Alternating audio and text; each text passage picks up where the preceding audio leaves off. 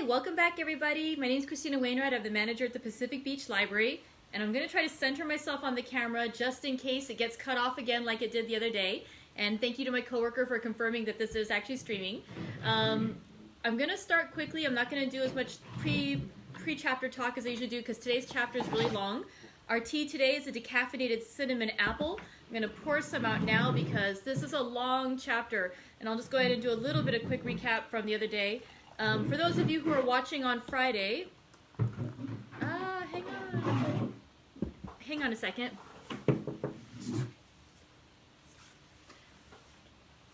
Sorry, somebody was doing some cleaning outside and it was a little loud, so I asked her to go ahead and just hold it down for a little bit. So, where we left off last week in chapter 26 was that Mr. Rochester and Jane went to the chapel to go get married.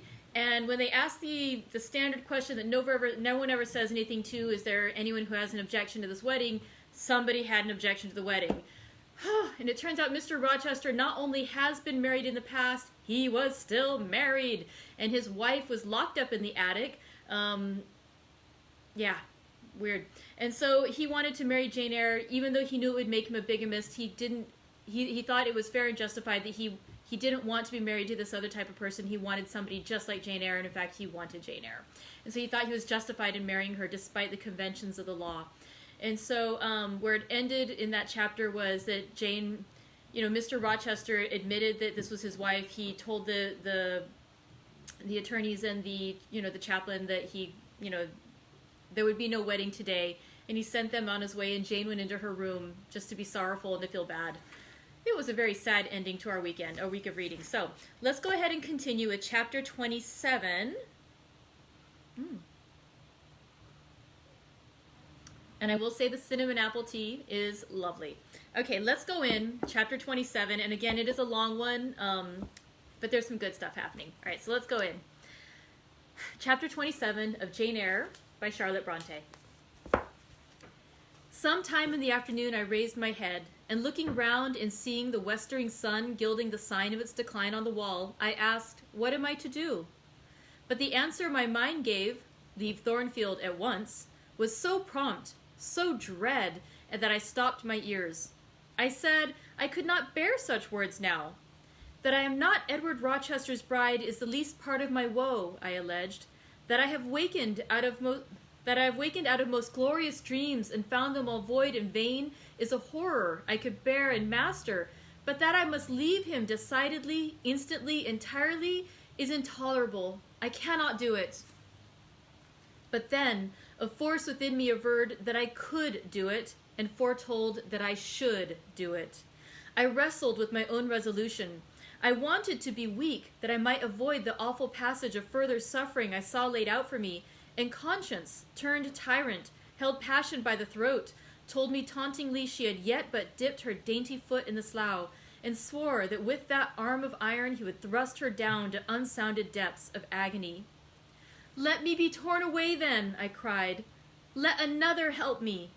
No, you shall tear yourself away. None shall help you. You shall yourself pluck out your right eye, yourself cut off your right hand. Your heart shall be the victim, and you the priest to transfix it. I rose up suddenly, terror-stricken at the solitude which so ruthless a judge haunted, at the silence which so awful a voice filled. My head swam as I stood erect. I perceived that I was sickening with excitement and inanition. Neither meat nor drink had passed my lips that day, for I had taken no breakfast. And with a strange pang I now reflected that as long as I had been shut up here, no message had been sent to ask how I was or to invite me to come down. Not even little Adele had tapped at the door. Not even Mrs. Fairfax had sought me. Friends always forget those whom fortune forsakes, I murmured as I undrew the bolt and passed out. I stumbled over an obstacle. My head was still dizzy, my sight was dim, and my limbs were feeble. I could not soon recover myself. I fell, but not to the ground. An outstretched arm caught me. I looked up. I was supported by Mr. Rochester, who sat in a chair across my chamber threshold. You come out at last, he said. Well, I have been waiting for you long, and listening, yet not one movement have I heard, nor one sob. 5 minutes more that death-like hush, and I should have forced the lock like a burglar. So, You shun me? You shut yourself up and grieve alone? I would rather you had come out and upbraided me with vehemence. You are passionate. I expected a scene of some kind. I was prepared for the hot rain of tears, only I wanted them to be shed on my breast. Now a senseless floor has received them, or your drenched handkerchief. But I err. You have not wept at all. I see a white cheek and a faded eye, but no trace of tears. I suppose, then, that your heart has been weeping blood? Well, Jane, not a word of reproach? Nothing bitter? Nothing poignant? Nothing to cut a feeling or sting a passion? You sit quietly where I have placed you, and regard me with a weary, passive look. Jane, I never meant to wound you thus. If the man who had but one little ewe lamb that was dear to him as a daughter, that ate of his bread and drank of his cup, and lay in his bosom, had by some mistake slaughtered it at the shambles, he would not have rued his bloody blunder more than I now rue mine. Will you ever forgive me? Reader, I forgave him at the moment and on the spot. There was such deep remorse in his eye, such true pity in his tone, such manly energy in his manner, and besides, there was such unchanged love in his whole look and mien. I forgave him all, yet not in words, not outwardly, only at my heart's core. You know I am a scoundrel, Jane? Ere long he inquired wistfully, wondering, I suppose, at my continued silence and tameness, the result rather of weakness than of will. Yes, sir. Then tell me so roundly and sharply. Don't spare me. I cannot. I am tired and sick. I want some water. He heaved a sort of shuddering sigh, and, taking me in his arms, carried me downstairs. At first I did not know to what room he had borne me. All was cloudy to my glazed sight. Presently I felt the reviving warmth of a fire. For summer as it was, I had become icy cold in my chamber. He put wine to my lips. I tasted it and revived. Then I ate something he offered me and was soon myself. I was in the library, sitting in his chair. He was quite near. If I could go out of life now, without too sharp a pang, it would be well for me, I thought. Then I should not have to make the effort of cracking my heartstrings and rending them for Mr. Rochester's. I must leave him, it appears. I do not want to leave him. I cannot leave him. How are you now, Jane? Much better, sir. I shall be well soon. Taste the wine again, Jane. I obeyed him. Then he put the glass on the table, stood before me, and looked at me attentively. Suddenly he turned away with an inarticulate exclamation, full of passionate emotion of some kind. He walked fast through the room and came back. He stooped before me as if to kiss me, but I remembered caresses were now forbidden. I turned my face away and put his aside. What? How is this? He exclaimed hastily. Oh, I know. You won't kiss the husband of Bertha Mason? You consider my arms filled and my embraces appropriated? At any rate, there is neither room nor claim for me, sir. Why, Jane? I will spare you the trouble of much talking. I will answer for you. Because I have a wife already, you would reply, I guess rightly? Yes. If you think so, you must have a strange opinion of me. You must regard me as a plotting profligate, a base and low rake, who has been simulating disinterested love in order to draw you into a snare deliberately laid, and strip you of honor and rob you of self-respect. What do you say to that? I see you can say nothing. In the first place, you are faint still, and have enough to do to draw your breath. In the second place, you cannot yet accustom yourself to abuse and revile me. And besides, the floodgates of tears are opened, and they would rush out if you spoke much, and you have no desire to expostulate, to upbraid, to make a scene. You are thinking how to act. Talking you consider is of no use. I know you. I am on my guard. Sir, I do not wish to act against you, I said, and my unsteady voice warned me to curtail my sentence. Not in your sense of the word, but in mine, you are scheming to destroy me. You have as good as said that I am a married man. As a married man, you will shun me, keep out of my way. Just now you have refused to kiss me. You intend to make yourself a complete stranger to me, to live under this roof only as Adele's governess. If ever I say a friendly word to you, if ever a friendly feeling inclines you again to me, you will say, That man had nearly made me his mistress. I must be ice and rock to him, and ice and rock you will accordingly become. I cleared and steadied my voice to reply, "All is changed about me, sir. I must change too. There is no doubt of that, and to avoid fluctuations of feelings and continual combats with recollections and associations, there is only one way. Adele must have a new governess, sir." "Oh, Adele will go to school. I have settled that already. Nor do I mean to torment you with the hideous associations and recollections of Thornfield Hall, this accursed place, this tent of Aachen, this insolent vault offering the ghastliness of living death to the light of the open sky, this narrow stone hell with its one real fiend, worse than a legion of such as we imagine. Jane, you shall not stay here, nor will I. I was wrong ever to bring you to Thornfield Hall, knowing as I did how it was haunted. I charged them to conceal from you, before I ever saw you, all knowledge of the curse of the place, merely because I feared Adele would never have a governess to stay if she knew with what inmate she was housed, and my plans would not permit me to remove the maniac elsewhere, though I possess an old house, Ferndean Manor, even more retired and hidden than this, where I could have lodged her safely enough, had not a scruple about the unhealthiness of the situation, in the heart of a wood, made my conscience recoil from the arrangement. Probably those damp walls would soon have eased me of her charge, but to each villain his own vice, and mine is not a tendency to indirect assassination, even of what I most hate. Concealing the madwoman's neighborhood from you, however, was something like covering a child with a cloak and laying it down near a upas tree. That demon's vicinage is poisoned, and always was. But I'll shut up Thornfield Hall. I'll nail up the front door and board the lower windows. I'll give Mrs. Poole 200 a year to live here with my wife, as you term that fearful hag. Grace will do much for money, and she shall have her son, the keeper at Grimsby Retreat, to bear her company, and be at hand to give her aid in the paroxysms, when my wife is prompted by her familiar to burn people in their beds at night, to stab them, to bite their flesh from their bones, and so on." "Sir," I interrupted him, "you are inexorable for that unfortunate lady. You speak of her with hate, with a vindictive antipathy.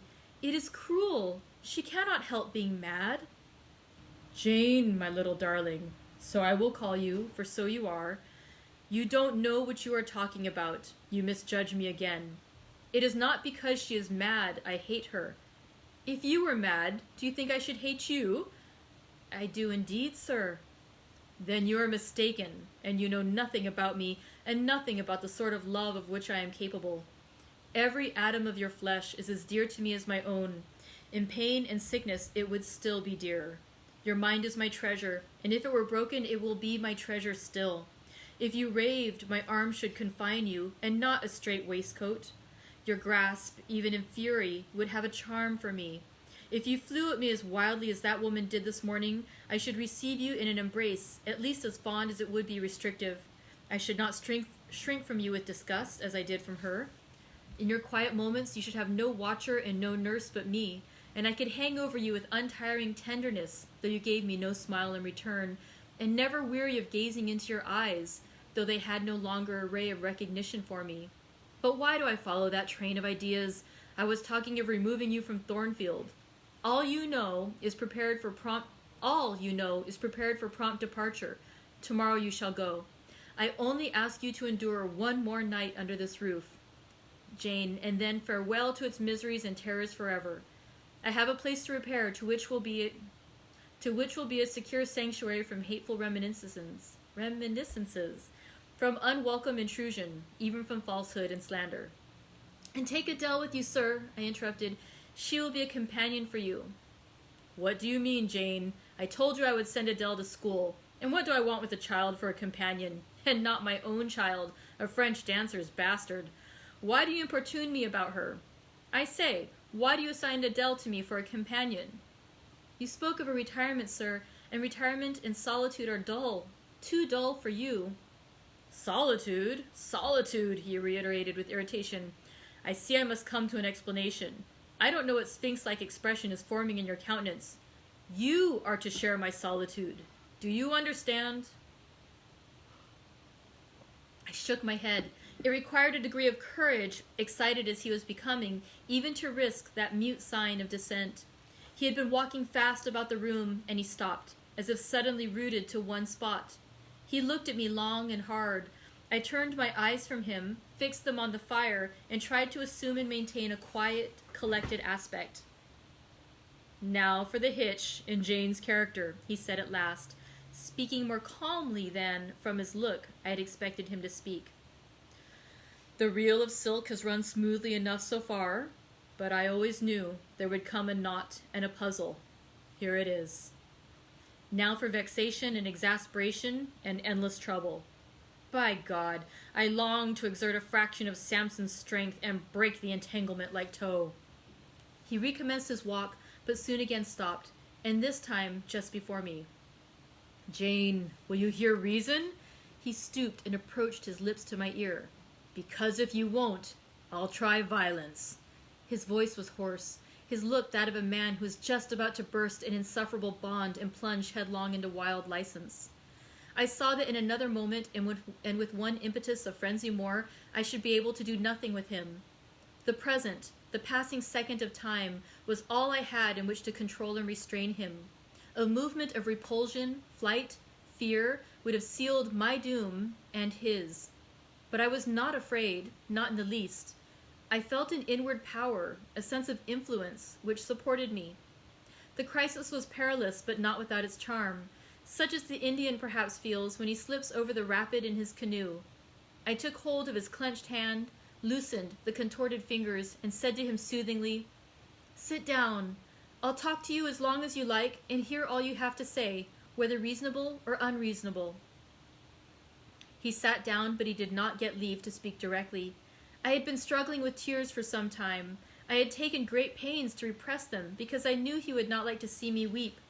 Now, however, I considered it well to let them flow as freely and as long as they liked.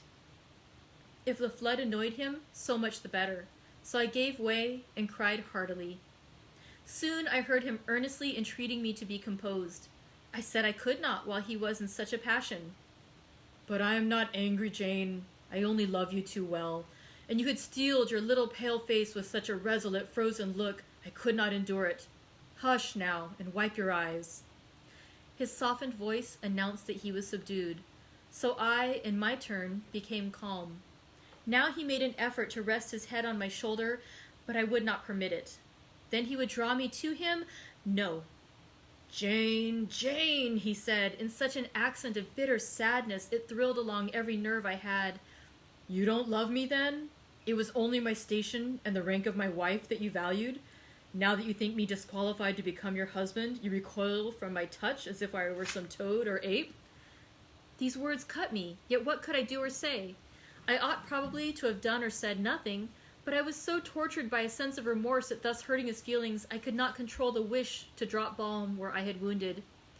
"I do love you," I said, "more than ever, but I must not show or indulge the feeling, and this is the last time I must express it." "The last time, Jane? What? Do you think you can live with me and see me daily, and yet, if you still love me, be always cold and distant?" "No, sir, that I am certain I could not, and therefore I see there is but one way, but you will be furious if I mention it." "Oh, mention it. If I storm, you have the art of weeping." "Mr. Rochester, I must leave you." "For how long, Jane? For a few minutes, while you smooth your hair, which is somewhat disheveled, and bathe your face, which looks feverish?" "I must leave Adele in Thornfield. I must part with you for my whole life. I must begin a new existence among strange faces and strange scenes."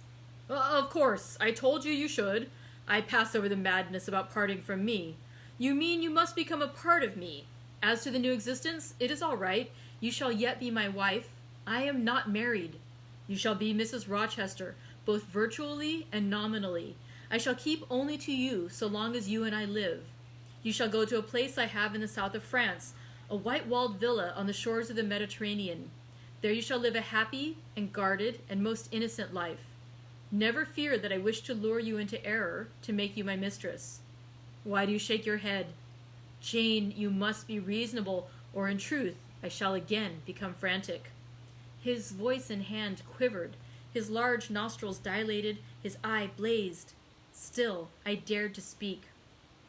Sir, your wife is living. That is a fact acknowledged this morning by yourself. If I lived with you as you desire, I should then be your mistress. To say otherwise is sophistical, is false. Jane, I am not a gentle-tempered man. You forget that. I am not long-enduring. I am not cool and dispassionate. Out of pity to me and yourself, put your finger on my pulse, feel how it throbs, and beware. He bared his wrist and offered it to me. The blood was forsaking his cheek and lips. They were growing livid. I was distressed on all hands. To agitate him thus deeply by a resistance he so abhorred was cruel. To yield was out of the question. I did what human beings do instinctively when they are driven to utter extremity, looked for aid to one higher than man. The words, "God help me," burst involuntarily from my lips. I am a fool, cried Mr. Rochester suddenly. I keep telling her I'm not married, and do not explain to her why. I forget she knows nothing of the character of that woman, or of the circumstances attending my infernal union with her. Oh, I am certain Jane will agree with me in opinion when she knows all the evidence. When she knows all that I know. Just put your hand in mine, Janet, that I may have the evidence of touch as well as sight to prove you are near me, and I will in a few words show you the real state of the case. Can you listen to me? Yes, sir. For hours, if you will. I ask only minutes. Jane, did you ever hear or know that I was not the eldest son of my house, that I had once a brother older than I? I remember Mrs. Fairfax told me so once. And did you ever hear that my father was an avaricious, grasping man? I have understood something to that effect. Well, Jane, being so, it was his resolution to keep the property together. He could not bear the idea of dividing his estate and leaving me a fair portion. All, he resolved, should go to my brother Russell. Yet as little could he endure that a son of his should be a poor man. I must be provided for by a wealthy marriage. He sought me a partner betimes. Mr. Mason, a West India planter and merchant, was his old acquaintance. He was certain his possessions were real and vast. He made inquiries. Mr. Mason, he found, had a son and daughter, and he learned from him that he could and would give the latter a fortune of £30,000. That sufficed. When I left college, I was sent out to Jamaica to espouse a bride already courted for me. My father said nothing about her money, but he told me Miss Mason was the boast of Spanish Town for her beauty, and this was no lie. I found her a fine woman in the style of Blanche Ingram, tall, dark, and majestic. Her family wished to secure me because I was of a good race, in this context meaning breeding and ancestry, and so did she. They showed her to me in parties, splendidly dressed. I seldom saw her alone and had very little private conversation with her. She flattered me, and lavishly displayed for my pleasure her charms and accomplishments. All the men in her circle seemed to admire her and envy me. I was dazzled, stimulated. My senses were excited, and being ignorant, raw, and inexperienced, I thought I loved her. There is no folly so besotted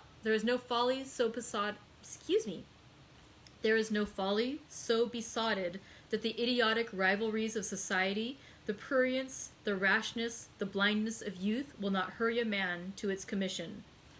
Her relatives encouraged me, competitors piqued me, she allured me. A marriage was achieved almost before I knew where I was. Oh, I have no respect for myself when I think of that act. An agony of inward contempt masters me. I never loved, I never esteemed, I did not even know her. I was not sure of the existence of one virtue in her nature. I had marked neither modesty, nor benevolence, nor candor, nor refinement in her mind or manners, and I married her. Gross, groveling, mole-eyed blockhead that I was. With less sin I might have... But let me remember to whom I am speaking. My bride's mother I had never seen. I understood she was dead. The honeymoon over, I learned my mistake. She was only mad and shut up in a lunatic asylum. There was a younger brother, too, a complete dumb idiot. The elder one, whom you have seen, and whom I cannot hate, while I abhor all his kindred, because he has some grains of affection in his feeble mind, shown in the continued interest he takes in his wretched sister, and also in a dog-like attachment he once bore me, will probably be in the same state one day. My father and my brother, Russell, knew all this, but they thought only of the 30,000 pounds and joined in the plot against me. These were vile discoveries, but except for the treachery of concealment, I should have made them no subject of reproach to my wife, even when I found her nature wholly alien to mine, her tastes obnoxious to me, her cast of mind common, low, narrow, and singularly incapable of being led to anything higher, expanded to anything larger. When I found that I could not pass a single evening, nor even a single hour of the day with her in comfort, that kindly conversation could not be sustained between us, because whatever topic I started immediately received from her a turn at once coarse and trite, perverse and imbecile, when I perceived that I should never have a quiet or settled household because no servant would bear the continued outbreaks of her violent and unreasonable temper, or the vexations of her absurd, contradictory, exacting orders, even then I restrained myself. I eschewed upbraiding, I curtailed remonstrance. There we go. I tried to devour my repentance and disgust in secret. I repressed the deep antipathy I felt. Jane, I will not trouble you with abominable details. Some strong words shall express what I have to say. I lived with that woman upstairs 4 years, and before that time she had tried me indeed. Her character ripened and developed with frightful rapidity. Her vices sprang up fast and rank. They were so strong, only cruelty could check them, and I would not use cruelty. What a pygmy intellect she had, and what giant propensities. How fearful were the curses those propensities entailed on me. Bertha Mason, the true daughter of an infamous mother, dragged me through all the hideous and degrading agonies which must attend a man bound to a wife at once intemperate and unchaste. My brother, in the interval, was dead, and at the end of the 4 years, my father died too. I was rich enough now, yet poor to hideous indigence. A nature the most gross, impure, depraved I ever saw was associated with mine, and called by the law and by society a part of me.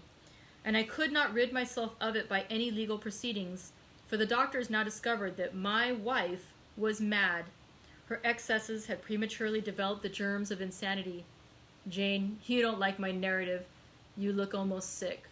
Shall I defer the rest to another day? No, sir. Finish it now. I pity you. I do earnestly pity you. Pity, Jane, from some people is a noxious and insulting sort of tribute, which one is justified in hurling back in the teeth of those who offer it. But that is the sort of pity native to callous, selfish hearts. It is a hybrid, egotistical pain at hearing of woes, crossed with ignorant contempt for those who have endured them. But that is not your pity, Jane. It is not the feeling of which your whole face is full at this moment, with which your eyes are now almost overflowing, with which your heart is heaving, with which your hand is trembling in mine. Your pity, my darling, is the suffering mother of love. Its anguish is the very natal pang of the divine passion. I accept it, Jane. Let the daughter have free advent. My arms wait to receive her. Now, sir, proceed. What did you do when you found she was mad? Jane, I approached the verge of despair. A remnant of self-respect was all that intervened between me and the gulf. In the eyes of the world, I was doubtless covered with grimy dishonor, but I resolved to be clean in my own sight, and to the last, I repudiated the contamination of her crimes and wrenched myself from connection with her mental defects. Still, society associated my name and person with hers. I yet saw her and heard her daily. Something of her breath, mixed with the air I breathed, and besides, I remembered I had once been her husband. That recollection was then, and it is now, inexpressibly odious to me. Moreover, I knew that while she lived, I could never be the husband of another and better wife. And though 5 years my senior, her family and my father had lied to me even in the particular of her age, she was likely to live as long as I, being as robust in frame as she was infirm in mind. Thus, at the age of 26, I was hopeless. One night I had been awakened by her yells. Since the medical men had pronounced her mad, she had, of course, been shut up. It was a fiery West Indian night, one of the description that frequently precede the hurricanes of those climates. Being unable to sleep in bed, I got up and opened the window. The air was like sulfur streams. I could find no refreshment anywhere. Mosquitoes came buzzing in and hummed sullenly round the room. The sea, which I could hear from thence, rumbled dull like an earthquake. Black clouds were casting up over it. The moon was settling in the waves, broad and red like a hot cannonball. She threw her last bloody glance over a world quivering with the ferment of tempest. I was physically influenced by the atmosphere and scene, and my ears were filled with the curses the maniac still shrieked out, whereupon she momentarily mingled my name with such a tone of demon hate, with such language.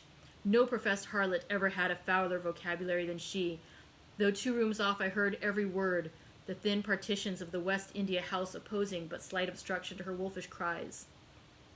"This life," said I at last, "is hell. This is the air. Those are the sounds of the bottomless pit. I have a right to deliver myself from it if I can. The sufferings of this mortal state will leave me with the heavy flesh that now cumbers my soul. Of the fanatic's burning eternity, I have no fear. There was not a future state worse than this present one. Let me break away and go home to God." I said this while I knelt down at and unlocked a trunk which contained a brace of loaded pistols. I meant to shoot myself. I only entertained the intention for a moment, for, not being insane, the crisis of exquisite and unalloyed despair which had originated the wish and design of self-destruction was past in a second. A wind, fresh from Europe, blew over the ocean and rushed through the open casement. The storm broke, streamed, thundered, blazed, and the air grew purer. I then framed and fixed a resolution. While I walked under the dripping orange trees of my wet garden, and among its drenched pomegranates and pineapples, and while the refulgent dawn of the tropics kindled round me, I reasoned thus, Jane.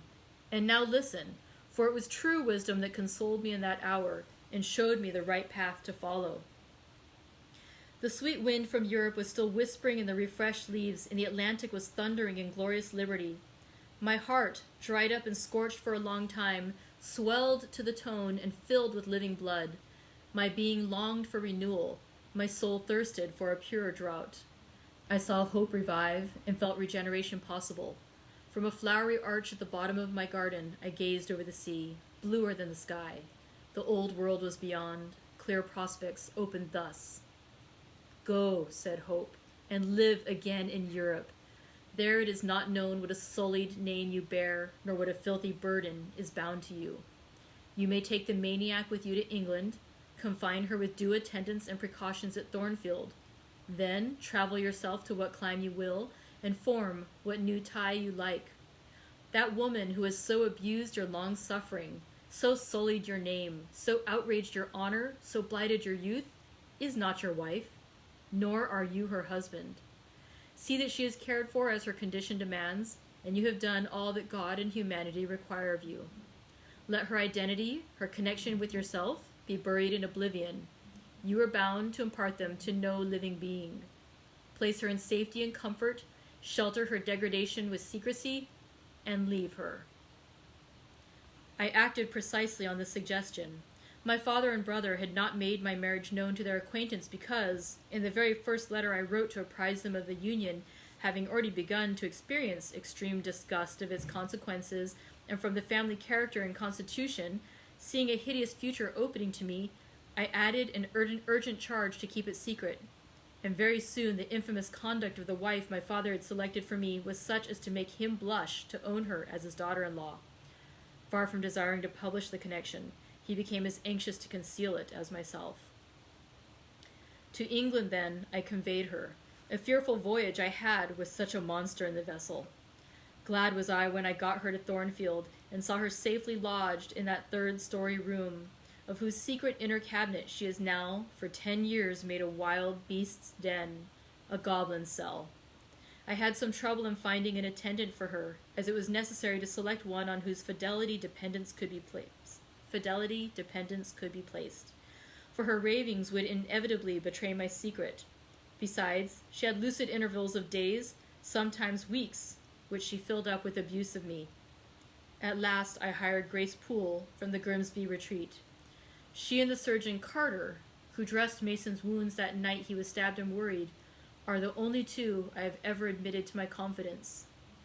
Mrs. Fairfax may indeed have suspected something, but she could have gained no precise knowledge as to facts. Grace has, on the whole, proved a good keeper, though owing partly to a fault of her own, of which it appears nothing can cure her, and which is incident to her harassing profession, her vigilance has been more than once lulled and baffled. The lunatic is both cunning and malignant. She has never failed to take advantage of her guardian's temporary lapses, once to secrete the knife with which she stabbed her brother, and twice to possess herself of the key of her cell and issue therefrom in the night-time. On the first of these occasions, she perpetrated the attempt to burn me in my bed. On the second, she paid that ghastly visit to you. I thank Providence, who watched over you, that she then spent her fury on your wedding apparel, which perhaps brought back vague reminiscences of her own bridal days. But on what might have happened, I cannot endure to reflect. When I think of the thing which flew at my throat this morning, hanging its black and scarlet visage over the nest of my dove, my blood curdles.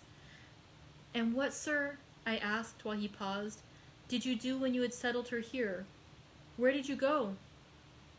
What did I do, Jane? I transformed myself into a will-o'-the-wisp. Where did I go? I pursued wanderings as wild as those of the March spirit. I sought the continent and went devious through all its lands. My fixed desire was to seek and find a good and intelligent woman whom I could love, a contrast to the fury I left at Thornfield. But you could not marry, sir. I had determined and was convinced that I could and ought. It was not my original intention to deceive, as I have deceived you. I meant to tell my tale plainly and make my proposals openly, and it appeared to me so absolutely rational that I should be considered free to love and be loved. I never doubted some woman might be found willing and able to understand my case and accept me, in spite of the curse with which I was burdened. Well, sir? When you are inquisitive, Jane, you always make me smile. You open your eyes like an eager bird, and make, every now and then, a restless movement, as if answers in speech did not flow fast enough for you, and you wanted to read the tablet of one's heart. But before I go on, tell me what you mean by your well, sir. It is a small phrase, very frequent with you, and which many a time has drawn me on and on through interminable talk. I don't very well know why. I mean, what next? How did you proceed? What came of such an event? Precisely. And what do you wish to know now? Whether you found anyone you liked, whether you asked her to marry you, and what she said. I can tell you whether I found anyone I liked, and whether I asked her to marry me, but what she said is yet to be recorded in the book of fate. For 10 long years I roved about, living first in one capital, then another, sometimes in St. Petersburg, oftener in Paris, occasionally in Rome, Naples, and Florence. Provided with plenty of money and the passport of an old name, I could choose my own society. No circles were closed against me. I sought my ideal of a woman among English ladies, French countesses, Italian signoras, and German Grafinnen. I could not find her. Sometimes, for a fleeting moment, I thought I caught a glance, heard a tone, beheld a form, which announced the realization of my dream, but I was presently undeceived. You are not to suppose that I desired perfection, either of mind or person. I longed only for what suited me, for the antipodes of the Creole, and I longed vainly. Among them all I found not one whom, had I been ever so free, I, warned as I was of the risks, the horrors, the loathings of incongruous unions, would have asked to marry me. Disappointment made me reckless. I tried dissipation, never debauchery. That I hated and hate. That was my Indian Messalina's attribute. Rooted disgust at it and her restrained me much, even in pleasure. Any enjoyment that bordered on riot seemed to approach me to her and her vices, and I eschewed it. Yet I could not live alone, so I tried the company of mistresses. The first I chose was Céline Varenne, another of those steps which makes a man spurn himself when he recalls them. You already know what she was and how my liaison with her terminated. She had 2 successors, an Italian, Giacinta, and a German, Clara, both considered singularly handsome. What was their beauty to me in a few weeks? Jacinta was unprincipled and violent. I tired of her in 3 months. Clara was honest and quiet, but heavy, mindless, unimpressionable. Not one whit to my taste. I was glad to give her a sufficient sum to set her up in a good line of business, and so get decently rid of her. But Jane, I see by your face you are not forming a very favorable opinion of me just now. You think me an unfeeling, loose-principled rake, don't you? I don't like you so well as I have done sometimes, indeed, sir. Did it not seem to you in the least wrong to live in that way, first with one mistress and then another? You talk of it as a mere matter of course. It was with me, and I did not like it. It was a groveling fashion of existence. I should never wish to return to it. Hiring a mistress is the next worst thing to buying a slave. Both are often by nature, and always by position, inferior. And to live familiarly with inferiors is degrading. I now hate the recollection of the time I passed with Celine, Jacinta, and Clara. I could feel the truth of those words, and I drew from them the certain inference that, if I were so far to forget myself and all the teaching that had ever been instilled in me, as, under any pretext, with any justification, through any temptation, to become the successor of those poor girls, he would one day regard me with the same feeling which now in his mind desecrated their memory. I did not give utterance to this conviction. It was enough to feel it. I impressed it on my heart that it might remain there to serve me as aid in the time of trial. Now, Jane, why don't you say, well, sir? I have not done. You are looking grave. You disapprove of me still, I see. But let me come to the point. Last January, rid of all mistresses, in a harsh, bitter frame of mind, the result of a useless, roving, lonely life, corroded with disappointment, sourly disposed against all men, and especially against all womankind, for I began to regard the notion of an intellectual, faithful, loving woman as a mere dream. Recalled by business, I came back to England. On a frosty winter afternoon, I rode in sight of Thornfield Hall. Abhorred spot! I expected no peace, no pleasure there. On a stile in Hay Lane, I saw a quiet little figure sitting by itself. I passed it as negligently as I did the pollard willow opposite it. I had no presentiment of what it would be to me, no inward warning that the arbitress of my life, my genius for good or evil, waited there in humble guise. I did not know it, even when on the occasion of Mesrour's accident it came up and gravely offered me help. Childish and slender creature, it seemed as if a linnet had hopped to my foot and proposed to bear me on its tiny wing. I was surly, but the thing would not go. It stood by me with strange perseverance, and looked and spoke with a sort of authority. I must be aided, and by that hand, and aided I was. When once I had pressed the frail shoulder, something new, a fresh sap and sense, stole into my frame. It was well I had learned that this elf must return to me, that it belonged to my house down below, or I could not have felt it pass away from under my hand, and seen it vanish behind the dim hedge without singular regret. I heard you come home that night, Jane, though probably you were not aware that I thought of you or watched for you. The next day I observed you, myself unseen, for half an hour, while you played with Adele in the gallery. It was a snowy day, I recollect, and you could not go out of doors. I was in my room, the door was ajar, I could both listen and watch. Adele claimed your outward attention for a while, yet I fancied your thoughts were elsewhere. But you were very patient with her, my little Jane. You talked to her and amused her a long time. When at last she left you, you lapsed at once into deep reverie. You betook yourself slowly to pace the gallery. Now and then, in passing a casement, you glanced out at the thick falling snow. You listened to the sobbing wind, and again you paced gently on and dreamed. I think those day visions were not dark. There was a pleasurable illumination in your eye occasionally, a soft excitement in your aspect, which told of no bitter, bilious, hypochondriac brooding. Your look revealed rather the sweet musings of youth, when its spirit follows on willing wings the flight of hope, up and on to an ideal heaven. The voice of Mrs. Fairfax, speaking to a servant in the hall, wakened you. And how curiously you smiled to and at yourself, Janet. There was much sense in your smile.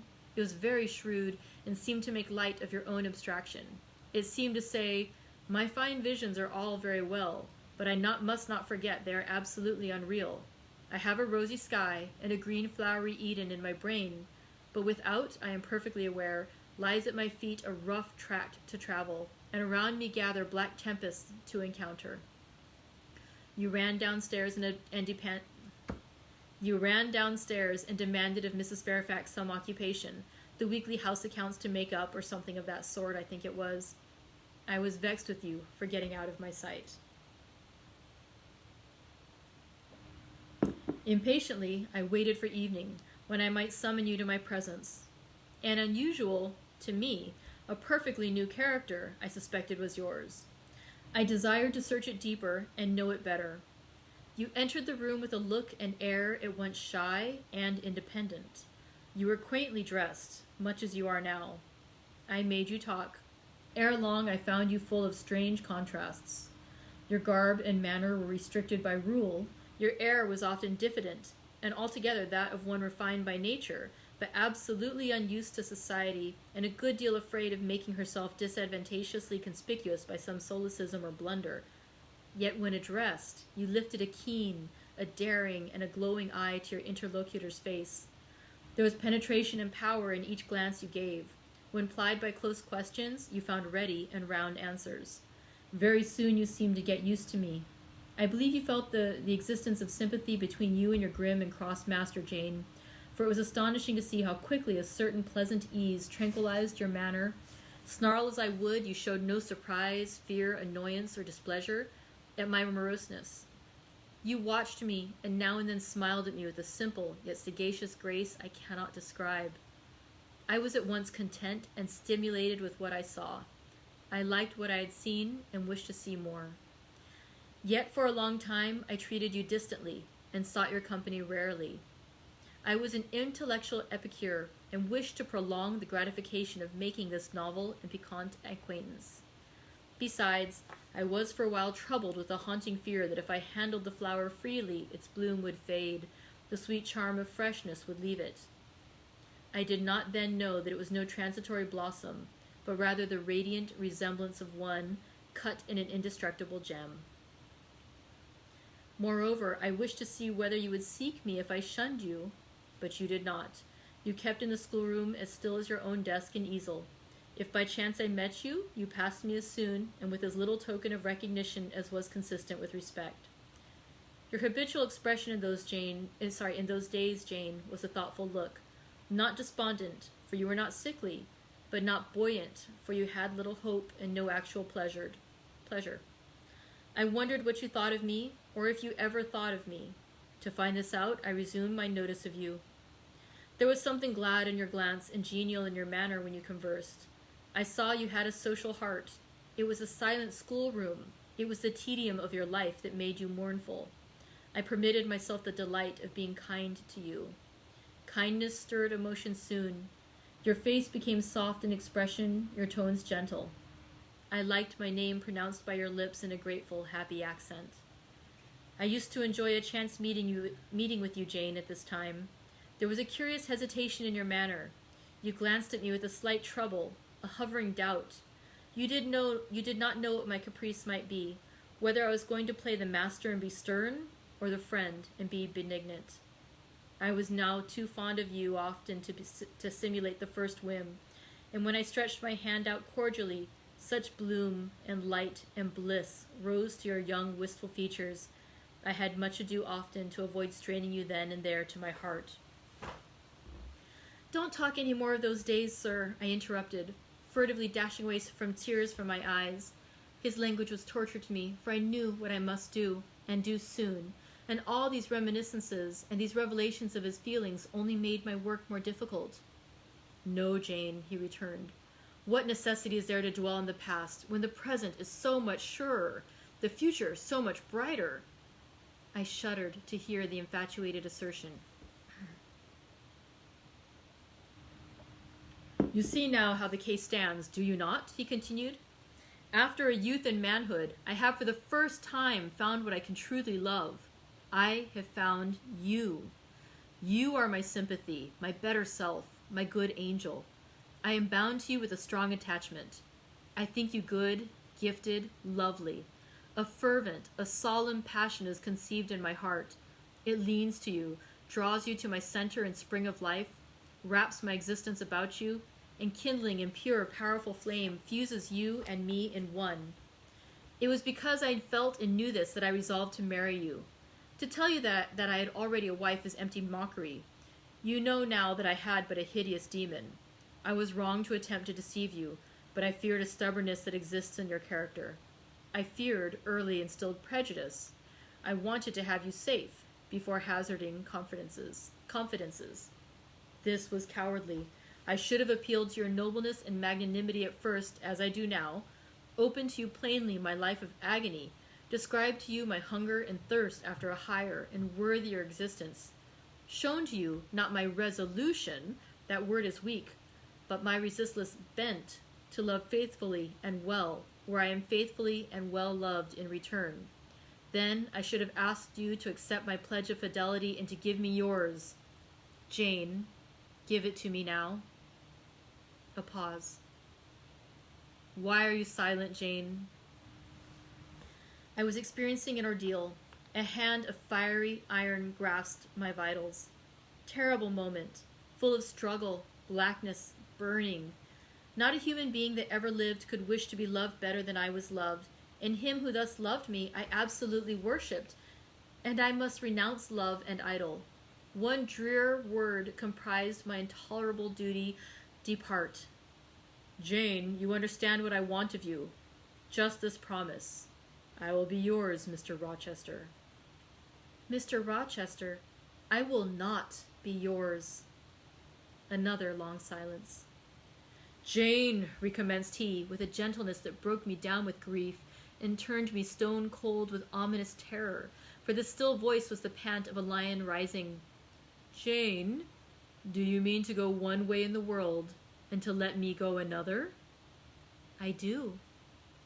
Jane, bending toward and embracing me, do you mean it now? I do. And now? Softly kissing my forehead and cheek. I do, extricating myself from restraint rapidly and completely. Oh, Jane, this is bitter. This is wicked. It would not be wicked to love me. It would to obey you.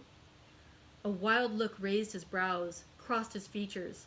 He rose, but he forbore yet. I laid my hand on the back of a chair for support. I shook. I feared. But I resolved. One instant, Jane. Give one glance to my horrible life when you are gone. All happiness will be torn away with you. What then is left? For a wife, I have but the maniac upstairs. As well might you refer me to some corpse in yonder churchyard. What shall I do, Jane? Where turn for a companion and for some hope? Do as I do. Trust in God and yourself. Believe in heaven. Hope to meet again there. Then you will not yield? No. Then you condemn me to live wretched and to die accursed? His voice rose. I advise you to live sinless, and I wish you to die tranquil. Then you snatch love and innocence from me? You fling me back on lust for a passion, vice for an occupation? Mr. Rochester, I no more assign this fate to you than I grasp at it for myself. We were born to strive and endure, you as well as I. Do so. You will forget me before I forget you.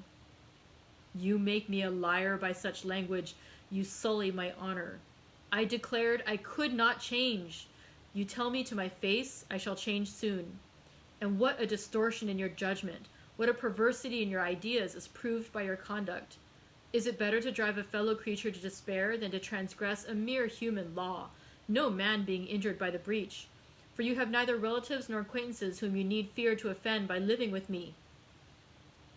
This was true, and while he spoke, my very conscience and reason turned traitors against me, and charged me with crime in resisting him. They spoke almost as loud as feeling, and that clamored wildly. Oh, comply, it said. Think of his misery. Think of his danger. Look at his state when left alone. Remember his headlong nature. Consider the recklessness following on despair. Soothe him. Save him. Love him. Tell him you love him and will be his. Who in the world cares for you, or will be injured by what you do? Still indomitable was the reply, I care for myself. The more solitary, the more friendless, the more unsustained I am, the more I will respect myself. I will keep the law given by God, sanctioned by man. I will hold to the principles received by me when I was sane and not mad, as I am now. Laws and principles are not for the times when there is no temptations. They are for such moments as this, when body and soul rise in mutiny against their rigor. Stringent are they, inviolate they shall be. If at my individual convenience I might break them, what would be their worth? They have a worth, so I have always believed, and if I cannot believe it now, it is because I am insane, quite insane, with my veins running fire and my heart beating faster than I can count its throbs. Preconceived opinions, foregone determinations are all I have at this hour to stand by. There, I plant my foot. I did. Mr. Rochester, reading my countenance, saw I had done so. His fury was wrought to the highest. He must yield to it for a moment, whatever followed. He crossed the floor and seized my arm and grasped my waist. He sought to devour me with his flaming glance. Physically, I felt at the moment powerless as stubble exposed to the drought and glow of a furnace. Mentally, I still possessed my soul, and with it the certainty of ultimate safety. The soul, fortunately, has an interpreter, often an unconscious but still a truthful interpreter, in the eye. My eye rose to his, and while I looked in his fierce face, I gave an involuntary sigh. His grip was painful, and my overtasked strength almost exhausted. Never, said he as he ground his teeth, never was anything at once so frail and so indomitable. A mere reed she feels in my hand, and he shook me with the force of his hold. I could bend her with my finger and thumb, and what good would it do me if I bent, if I uptore, if I crushed her? Consider that eye. Consider the resolute, wild, free thing looking out of it, defying me with more than courage, with a stern triumph. Whatever I do with its cage, I cannot get at it, the savage, beautiful creature. If I tear, if I rend the slight prison, my outrage will only let the captive loose. Conqueror I might be of the house, but the inmate would escape to heaven before I could call myself possessor of its clay dwelling place. And it is you, spirit, with will and energy and virtue and purity, that I want. Not alone your brittle frame. Of yourself you could come with soft flight and nestle against my heart if you would. Seized against your will, you will elude the grasp like an essence. You will vanish ere I inhale your fragrance. Oh, come, Jane, come. As he said this, he released me from his clutch and only looked at me. The look was far worse to resist than the frantic strain. Only an idiot, however, would have succumbed now. I had dared and baffled his fury. I must elude his sorrow. I retired to the door. You are going, Jane? I am going, sir. You are leaving me? Yes. You will not come. You will not be my comforter, my rescuer, my deep love, my wild woe, my frantic prayer, are all nothing to you? What unutterable pathos was in his voice. How hard it was to reiterate firmly, I am going. Jane! Mr. Rochester. Withdraw then. I consent. But remember, you leave me here in anguish. Go up to your room, think over all I have said, and Jane, cast a glance on my sufferings. Think of me. He turned away. He threw himself on his face on the sofa. Oh, Jane, my hope, my love, my life, broke in anguish from his lips. Then came a deep, strong sob. I had already gained the door, but, reader, I walked back as determinedly as I had retreated. I knelt down by him. I turned his face from the cushion to me. I kissed his cheek. I smoothed his hair with my hand.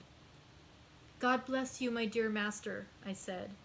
God keep you from harm and wrong, direct you, solace you, reward you well for your past kindness to me.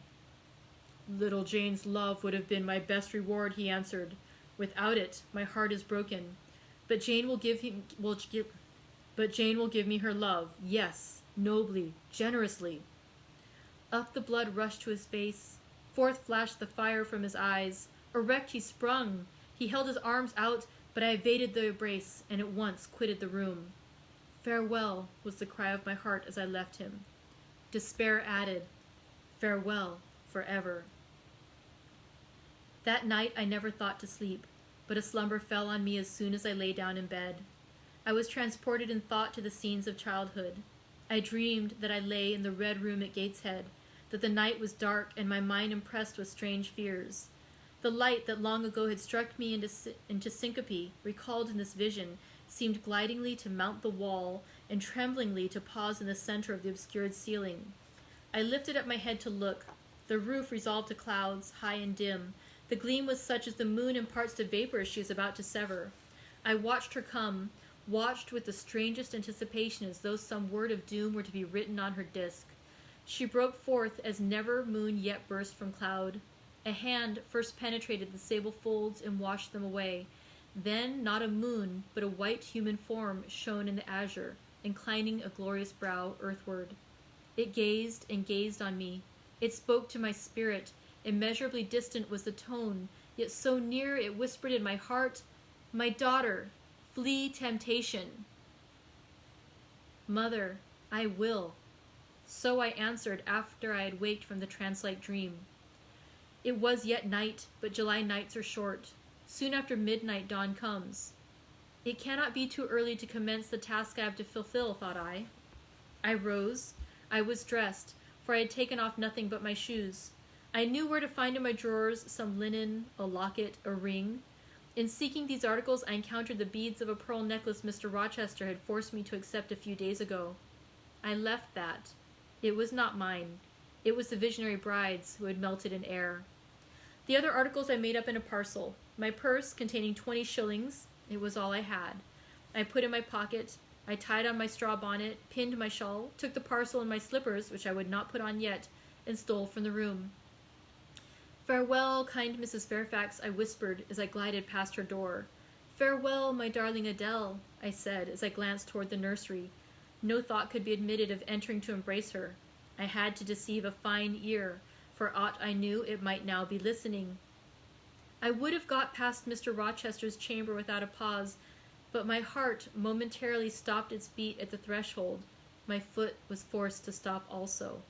No sleep was there.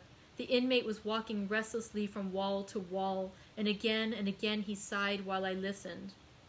There was a heaven, a temporary heaven, in this room for me if I chose. I had but to go in and say, "Mr. Rochester, I will love you and live with you through life till death," and a fount of rapture would spring to my lips. I thought of this. That kind master who could not sleep now was waiting with impatience for day. He would send for me in the morning. I should be gone. He would have me sought for, vainly. He would feel himself forsaken, his love rejected. He would suffer, perhaps grow desperate. I thought of this too. My hand moved toward the lock. I caught it back and glided on. Drearily, I wound my way downstairs. I knew what I had to do, and I did it mechanically. I sought the key of the side door in the kitchen. I sought, too, a phial of oil and a feather. I oiled the key in the lock. I got some water. I got some bread, for perhaps I should have to walk far, and my strength, sorely shaken of late, must not break down. All this I did without one sound. I opened the door, passed out, shut it softly. Dim dawn glimmered in the yard. The great gates were closed and locked, but a wicket in one of them was only latched. Through that I departed. It too I shut, and now I was out of Thornfield. A mile off beyond the fields lay a road which stretched in the contrary direction to Millcote, a road which I had never traveled but often noticed, and wondered where it led. Thither I bent my steps. No reflection was to be allowed now, Not one glance was to be cast back, not even one forward. Not one thought was to be given either to the past or the present. The first was a page so heavenly sweet, so deadly sad, that to read one line of it would dissolve my courage and break down my energy.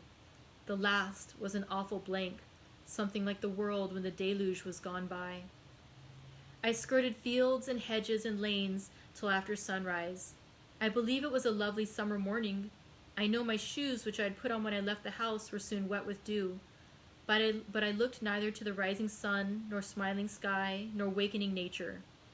He who is taken out to pass through a fair scene to the scaffold thinks not of the flowers that smile on his road, but of the blocks and the axe edge, of the disseverment of bone and vein, of the grave gaping at the end.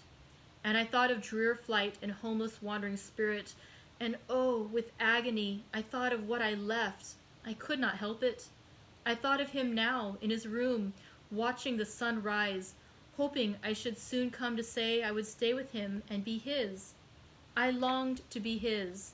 I panted to return. It was not too late. I could yet spare him the bitter pang of bereavement. As yet my flight, I was sure, was undiscovered.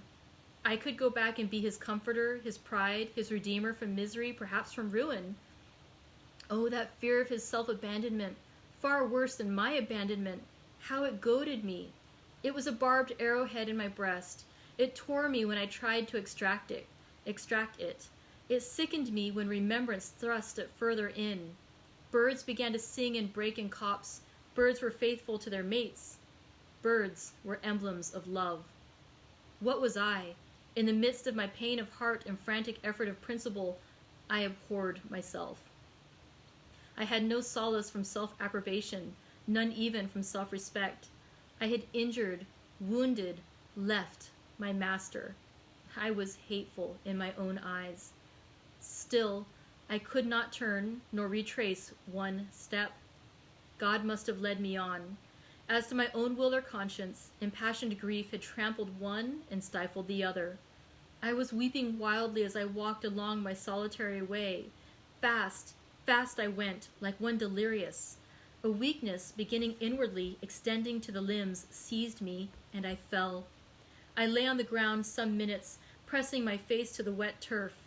I had some fear or hope that here I should die, but I was soon up, crawling forward on my hands and knees, and then again raised to my feet, as eager and as determined as ever to reach the road.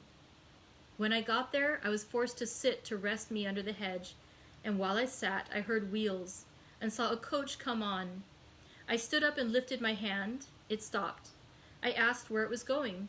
The driver named a place a way off, and where I was sure Mr. Rochester had no connections. Excuse me. I asked for what sum he would take me there. He said 30 shillings. I answered I had but 20. Well, he would try to make it do. He further gave me leave to get into the inside as the vehicle was empty. I entered, was shut in, and it rolled on its way. Gentle reader, may you never feel what I then felt. May your eyes never shed such stormy, scalding, heart-wrung tears as poured from mine. May you never appeal to heaven in prayers so hopeless and so agonized as in that hour left my lips. For never may you, like me, dread to be the instrument of evil to what you wholly love. And that concludes chapter 27 of Jane Eyre by Charlotte Brontë. It was a really long chapter. We'll discuss a little bit tomorrow when we come back. But thank you very much for reading with me. It will get better, I promise. It really does get better for her. Bye, guys. See you next time.